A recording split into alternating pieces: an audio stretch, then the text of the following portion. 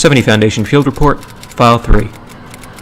Alright, continuing on from where we last left off, these are the various other factions promised to be reported on after the last report, and we are going to start with the Mediterranean Syndicate.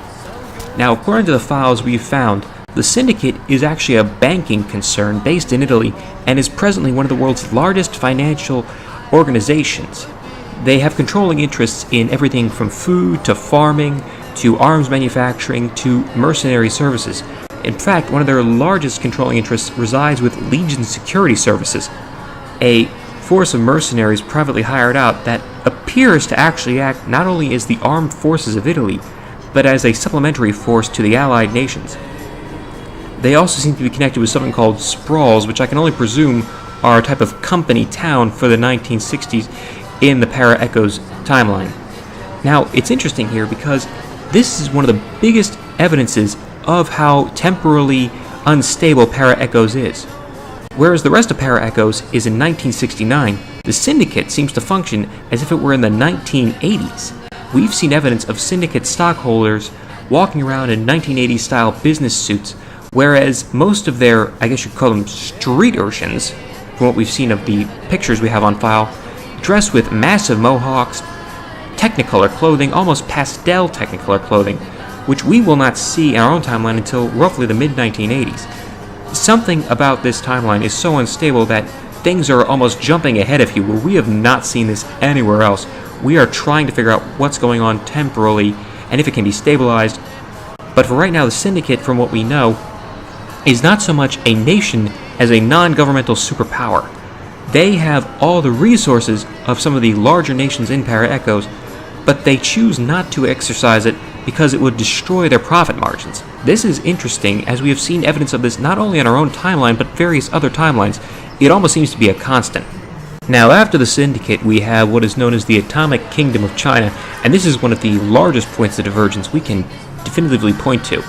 Now, it seems that in Para-Echoes, the Chinese Civil War didn't end around the 1940s and 1950s. It carried on as full-scale war right up until 1968. Both the PLA and KMT were throwing huge waves of soldiers, and there are even reports here of what I can only call cloning into the meat grinder to try and keep up their numbers. Now, eventually what happened was both factions discovered fissile material and created the first atomic bomb seen in Para-Echoes, which again is fascinating because we see evidence that the Allied nations have particle beam weaponry. But to see that this is the first evidence of atomic weaponry is something we cannot explain at the present time. Our best prediction is that without Einstein, relativistic physics took off in a vastly different direction.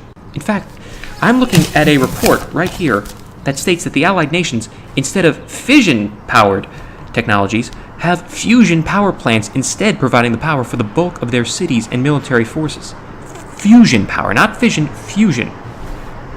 Which is interesting because the Atomic Kingdom utilizes fission power to an almost nightmarish degree. They have so many nuclear power plants that any one failing would immediately cause almost a chain reaction within their structure of government. That is how reliant they are on fission energy. Now, it seems that after all the bombs were dropped, both factions were utterly decimated in the Chinese Civil War, and soon they were united under a person known as the Viceroy. But we have no information on this Viceroy at the present time. However, what we do know is that he unified all the survivors as best he could and created the Atomic Kingdom out of the ashes. Now, kingdom implies there is a king or even an emperor. We have found no evidence of any such figure, but we are still looking. Now, as far as the Allies and Soviets are concerned, the Atomic Kingdom functions similar to how China acted in our own timeline. It is a third force, incredibly powerful, that completely throws the balance of power out of alignment. The Atomic Kingdom is not willing to negotiate with anyone. In fact, it seems that they are actually at war with both the Allies and the Soviets, and they're able to make up their numbers thanks to their almost magical use of atomic technology, and from the reports here I have of cloning. Now, the Atomic Kingdom does not seem to care about the outside world so much as it does to defend its own borders. We're trying to find out what the Allies and Soviets have in the Atomic Kingdom, as well as any survivors they might have. But for right now, the Atomic Kingdom is to be considered a dangerous threat, and all operatives are advised to avoid interaction with any of the Atomic Kingdom until such a time as we can determine whether or not they can be infiltrated and information can be gleaned from them. For now, we're just going to rely on what the Allies have and what we can gather from the Soviets and all their forces. Now, there are two other factions that were mentioned in the initial reports: the Order of the Talon and the Electrical Protectorate. However, at the present time, we have no confirmed information on what these factions are. All we have are some rough guesses by Allied intelligence on what these organizations might be. Now, to start with, the Order of the Talon appears to be a kind of secret society. That is all we have at the present time, but they appear to be closely associated with both the Catholic Church and Para-Echoes, as well as something called the Godly Kingdom of Palestine. Now, for those of you who know history, Godly Kingdom implies that it might be related to the Crusader states of the Crusading period, which is interesting because in our own timeline, none of these Crusader states survived. If a Crusader state in Para-Echoes managed to survive until the present day, that implies a massive shift in history all the way back before the first evidence of temporal fluctuation when Einstein traveled back in time to kill Hitler in the first discovery of Para-Echoes. If this is true, we may have evidence that Para-Echoes is in fact an alternate timeline rather than a wholly created timeline thanks to temporal anomaly. But that implies even more questions to ask. But for now, we're just going to focus on the fact that the Order of the Talon, the Catholic Church, and the Godly Kingdom of Palestine all appear to be associated in some manner to each other. Now, it is entirely possible that the Order of the Talon functions inside the Catholic Church without the knowledge of the greater Church as a whole. It's entirely plausible that the Pope in Para-Echoes might not even know that a force of secret crusaders even exists within his power structure. And if that is true, the evidence of it might cause him to completely disavow such an organization. However, right now, the Godly Kingdom of Palestine appears to be a very insular nation. They do trade, they do have diplomatic relations, but in the words of one report, they appear to be focused, quote, solely on navel-gazing policies, meaning they want to look inward on themselves rather than focus on the wider outside world. Now, the Electrical Protectorate. All the files we have found on them are completely redacted. All we have is Electrical Protectorate and robotics. Everything else is blacked out and even cut out of certain files. We've found half-shredded paperwork, we've found paperwork that appears to have even been burned partially, trying to destroy any mention of this protectorate. All we have right now is that it appears to be focused in the isolated areas of the world. Places like apparently Mongolia, Siberia, even Madagascar, possibly even in northern Canada, but what else we can find appears to indicate that the protectorate leaves very few to no survivors. If this is true, the protectorate may be the greatest threat in Para-Echoes, even greater than the Empire of the Rising Sun discovering time travel technology, or the Atomic Kingdom literally doing anything else.